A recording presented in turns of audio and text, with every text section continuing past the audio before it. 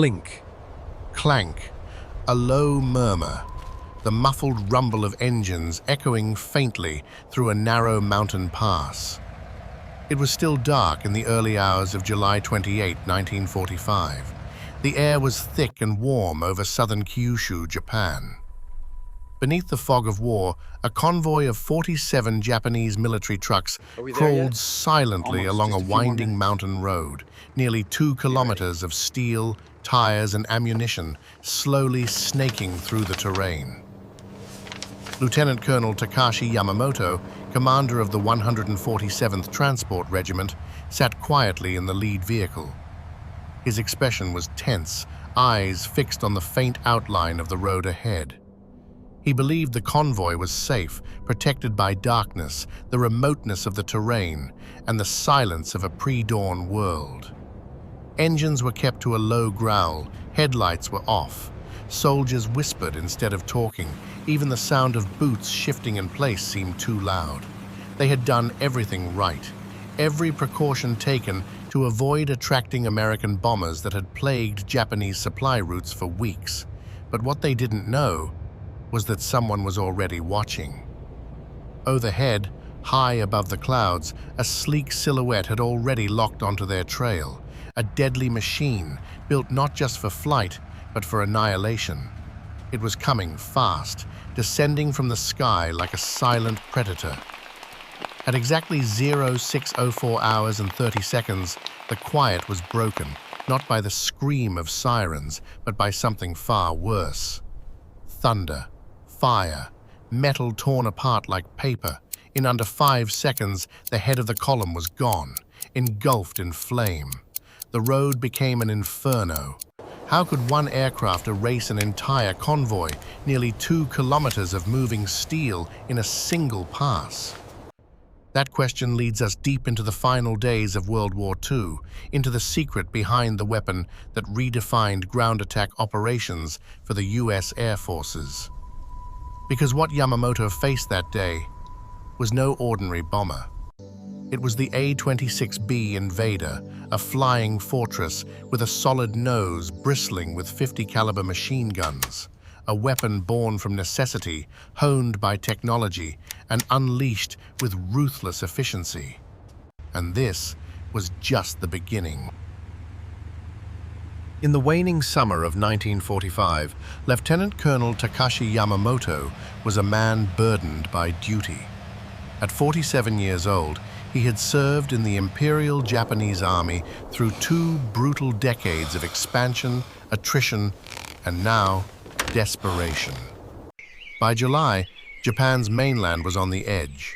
Cities lay in ruins, fuel was scarce, and the once proud logistics lines that had fed the war machine now struggled to deliver even the basics: food, ammunition, hope. Yamamoto's mission was simple, but deadly: to escort 47 trucks carrying vital artillery shells and rations through Kyushu's winding mountain terrain. The trucks stretched nearly 2 kilometers in a vulnerable column. The men with him were tired, wary but disciplined. They knew the risk. American aircraft now owned the skies. But for Yamamoto, failure was not an option. If the supplies didn't reach their destination, entire regiments could collapse. So he pressed forward, navigating darkness, trusting silence, clinging to the belief that the enemy wouldn't strike here, now. He was wrong. We move at dawn, under the cover of this fog. Half a world away, across the vast Pacific, the United States Army Air Forces had been sharpening a blade. One forged not from steel alone, but from experience, technology, and cold calculation. That blade had a name: the Douglas A-26B Invader. And at the helm of one such aircraft that fateful morning over Kyushu was Captain James Mitchell, a 26-year-old pilot from Iowa. Mitchell was part of the 438th Squadron, 319th Bombardment Group, recently transferred to Okinawa. These were no rookies. The 319th had seen combat over Italy, North Africa, and now the Pacific. When the order came to convert to the new A-26B, every man knew. This wasn't just an upgrade, it was evolution. Training had been brutal, weeks of precision drills, gunnery exercises, formation flying, split-second coordination. But Mitchell loved the Invader. Everyone did. It wasn't just a plane, it was vengeance with wings. Unlike older bombers that relied on altitude and hope, the A-26B was designed to kill fast, low, and with absolute certainty. Its nose bristled with 8 forward-facing 50-caliber machine guns, no bombs required, just raw, concentrated firepower capable of shredding vehicles, men, and structures in seconds. Each gun could fire over 850 rounds per minute, and when synchronized in a tight cone of destruction, they made escape almost impossible. Some pilots joked that flying the Invader felt like holding a fire hose of lead. Others didn't joke at all. Mitchell understood the aircraft's true purpose. This was no tool of war, it was a weapon of terror. A psychological bomb as much as a physical one. Its sudden scream over the horizon often marked the last sound an enemy ever heard. And yet, what made the A-26B so terrifying wasn't just its firepower, it was its design. Every curve, every bolt, every gauge had a purpose, to erase targets before they could react. To understand how it could destroy an entire column of trucks in a single pass, we have to strip away the skin and look at the beast beneath the metal. The Douglas A-26B Invader was not built for prolonged dogfights or high-altitude bombing runs. It was designed for something much more precise and terrifying. Its mission, strike once and leave nothing standing. At the heart of this strategy was its unparalleled firepower. Most aircraft carried a mix of bombs and defensive guns, but the Invader was different. It carried its destruction up front, the nose of death. The A-26B featured 8.50 caliber Browning machine guns embedded in a solid metal nose. No windows, no bomb sight, just steel and firepower. In some configurations, an additional 6 guns were mounted under the wings, bringing the total to 14 forward-facing barrels. Each gun fired 12.7mm armor-piercing incendiary rounds at over 850 rounds per minute. That's more than 11,900 bullets every 60 seconds, a literal stream of molten metal that could tear through trucks, buildings, and infantry like tissue. The bullets didn't just puncture, they ignited. Fuel tanks erupted, ammunition trucks detonated, and when those 8 guns fired in unison, they created a cone of death nearly impossible to escape from. At 06:04:30, when Captain Mitchell squeezed the trigger, the first truck in Yamamoto's convoy turned into a fireball before the second one had time to brake. Speed as a weapon. The A-26B wasn't just powerful, it was fast. With a top speed of 322 miles per hour, 518 kilometers per hour at low altitude, it could approach unseen, deliver its payload of gunfire, and disappear before enemy gunners even had time to react. Its engines, 2 Pratt & Whitney R2800 double Wasps, provided immense thrust and agility. The Invader could dive steeply, level off for a burst of fire, and then climb back into the clouds within seconds. This speed made it a nightmare for Japanese anti-aircraft crews. Traditional response times weren't fast enough. By the time a gunner saw it, the Invader was already gone. The K-14 gun sight, aim like a hunter. Crucial to the Invader's precision was its K-14 gyroscopic gun sight, a revolutionary system that calculated the trajectory and speed of both the aircraft and its target in real time. Unlike older fixed sights that required instinct and guesswork, the K-14 allowed pilots like Mitchell to track a moving convoy, compensate for lead time, and fire with near-perfect accuracy. It was like having a computer inside your cockpit, a mechanical hunter's eye guiding every burst. With this system, Mitchell didn't spray and pray. He picked his line, committed to the dive, and let the machine do the rest. A new way to wage war. This journey would eventually be known Traditional as the attack one-pass aircraft theory, like the A-20 connecting Havoc two or distant points B-25 on a Mitchell single global required multiple trajectory. passes to hit I am all not too targets sure in a about the convoy. solid nose design. This exposed them Well, to the glass nose anti-aircraft could be fire lighter. and increased the risk of being shot down. The A-26B changed the game. Its philosophy was simple: one run, total destruction. With all guns facing forward, the pilot could aim the entire aircraft like a bullet. There was no need to circle back. The goal wasn't to scare or scatter, it was to erase. The guard, as Mitchell descended from 8,000 feet that morning over Kyushu, he knew he had one shot. And he also knew it was enough. But what did that moment actually look like? What happened, second by second, as the A-26B struck?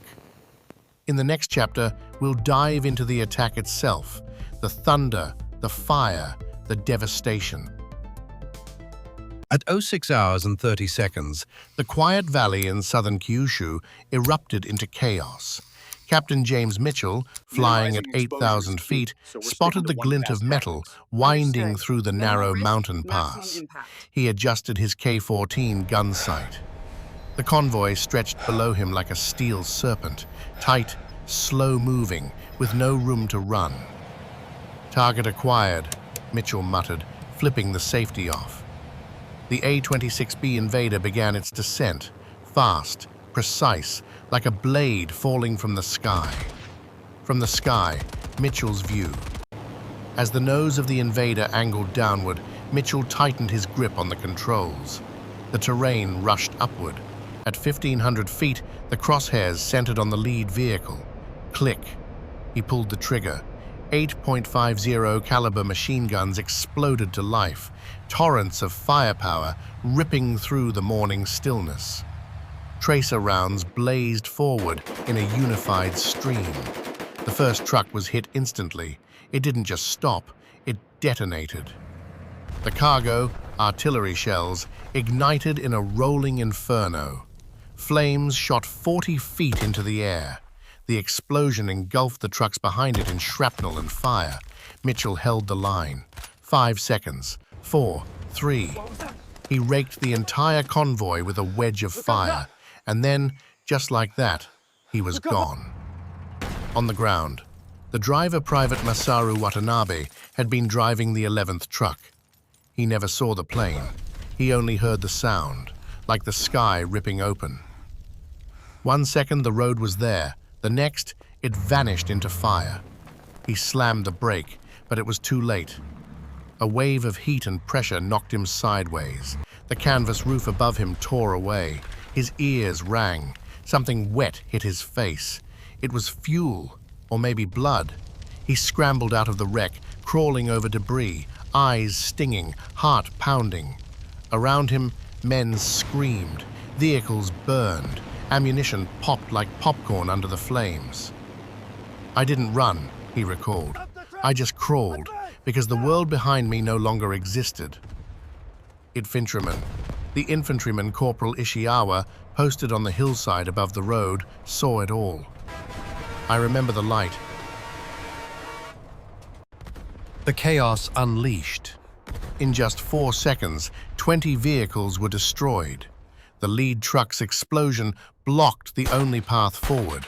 Those in the rear tried to reverse, but the road was too narrow. Fuel tanks erupted. Crates of ammunition went off like firecrackers. Men dove into ditches. Some never made it. Others were burned alive in their trucks. A few ran, only to be caught in the secondary blasts. Screams echoed off the stone cliffs. Smoke choked the pass. Radios fell silent. The 147th Transport Regiment, in less than a minute, had ceased to exist. The A-26B didn't circle back. It didn't need to. This wasn't just an airstrike. It was the collapse of an artery, one of the last logistical lifelines feeding Japan's crumbling defense in Kyushu. And it was only the beginning. In the next part, we'll look at the strategic impact of this assault, how one strike helped unravel the last threads of Japan's war effort.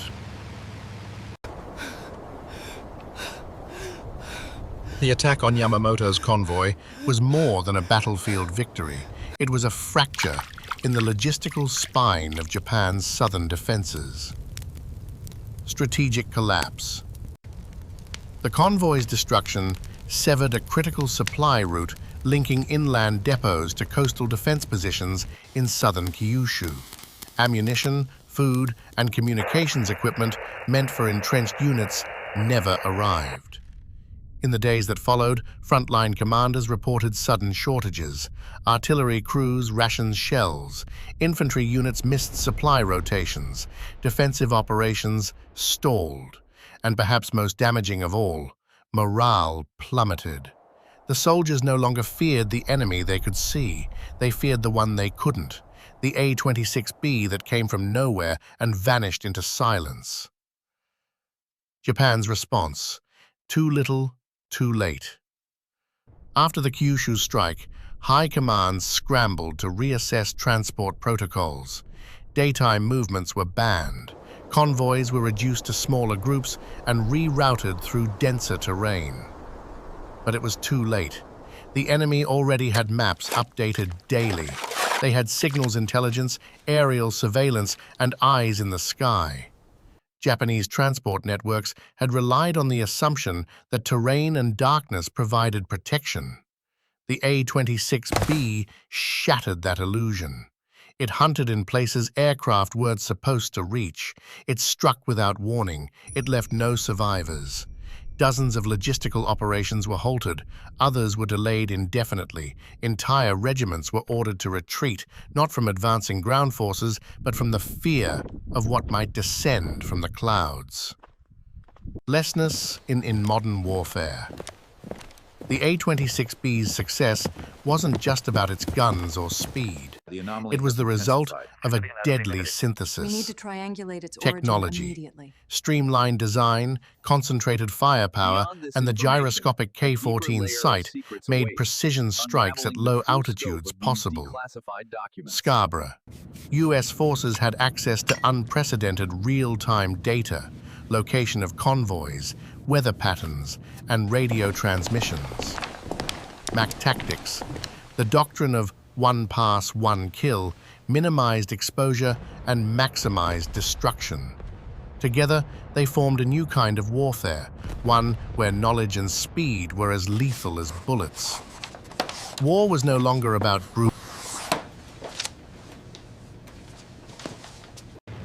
A legacy that endured. The A-26B Invader didn't just serve in World War II, it became a template for generations of close air support aircraft. Its principles influenced the Douglas A-1 Sky Raider, the A-37 Dragonfly, and even the modern A-10 Thunderbolt II, a flying tank designed to destroy ground targets with surgical precision.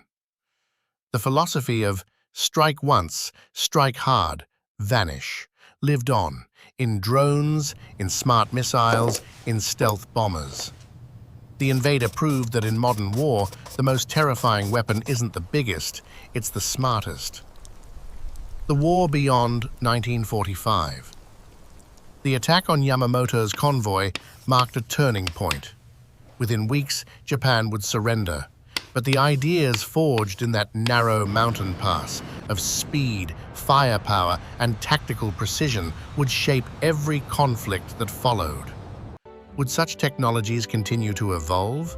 Could machines become even faster, even deadlier?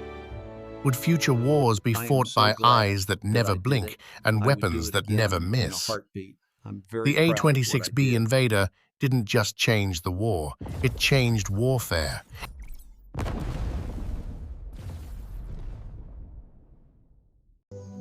From its first sketch on a blueprint in a California design room to its fiery debut in the skies over Kyushu, to the ripple effects that fractured Japan's final defenses, the A-26B Invader was more than a machine.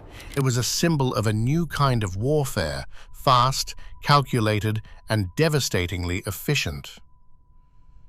Over these 6 parts, we've journeyed through its origin, its mission, and the sheer terror it brought in just 4 seconds of fire. We saw how one aircraft, one pass, obliterated an entire convoy and altered the course of a campaign. But is that all there is? Stories lost to silence. Official records tell us what happened to Yamamoto's convoy, but what about other strikes? How many similar attacks were conducted in the shadows of history, unrecorded, unseen? How many survivors on both sides never told their stories? Are there still echoes of those screams trapped between the trees of Kyushu, metal fragments buried in forgotten dirt, diaries lost in flame, photographs never developed? I remember the sounds, We may never know. the smell of the rain. Looking ahead, Mud. the future of war. The A-26B Invader laid the groundwork for a future where one aircraft could change the battlefield. But what happens when firepower gains intelligence, when drones no longer need pilots? When AI can select, track, and destroy targets faster than any human can react? When decisions of life and death are made in milliseconds by algorithms? Will the wars of tomorrow be fought by ghosts in the sky? Will the last scream come before the first warning? The Invader showed us that technology can tip the scales, but it also raised a haunting truth. Just because we can destroy doesn't mean we understand what we've lost. But is that really the end? Somewhere in a forgotten archive or buried beneath the silence of history, there may still be one more photograph, one more letter, one more mission that completes this story. Or maybe this is just Now one that we have the fragment main of a much fuselage larger together, war, we can start adding some seen of through the smaller muzzle details. flash of a single machine gun. But is that truly the whole story?